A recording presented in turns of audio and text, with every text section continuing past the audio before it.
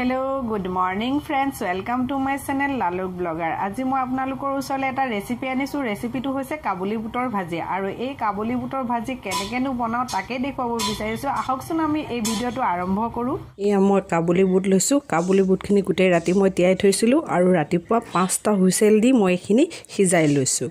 আৰু এয়া সব লাহেকে পিটিকি দিলো দিয়া ইমান ধুনিয়াকৈ ভাঙি গৈছে আৰু ইয়াত লৈছো মই পিয়াজ দুটা কেঁচা জলকীয়া হালধি বিলাহি ধনিয়া পাউডাৰ নিমখ ৰেড চিলি পাউডাৰ আৰু লৈছো মই সাম্বৰ মছলা এতিয়া মই কেৰাহীত তেল গৰম কৰি লৈ এখিনি ভাজি লম ইয়া কেৰাহীত তেল গৰম হৈ গৈছে আৰু ইয়াত দিম মই এতিয়া গোটা জিৰা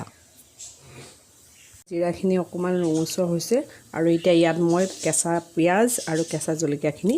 ভাজি লম পিয়াজখিনি অকমান ভজা হৈ গৈছে ইমান বাদামী কালাৰ কৰিব নালাগে ইয়াত মই এটা এড কৰিম বিলাহি হালধি ৰেড চিলি পাউডাৰ ধনিয়া পাউডাৰ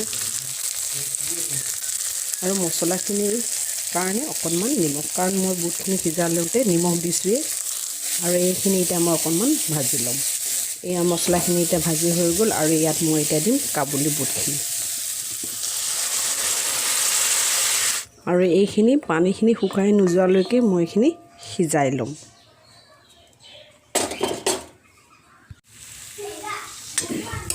এয়া ৰেডি হৈ গল বুটৰ সবজি আৰু ইয়াত দিম এতিয়া মই অকমান ধনিয়া পাত আৰু ধনিয়া পাতখিনি মিক্স কৰি দিম আৰু ইয়াত দিম অকনমান মই সাম্বৰ মছলা আৰু এই সাম্বৰ মছলাখিনি অকমান মই মিক্স কৰি দিম সবজি ৰেডি হৈ গল আৰু মই এতিয়া সাৰ্ভিং বাটিত সাৰ্ভ কৰি দিম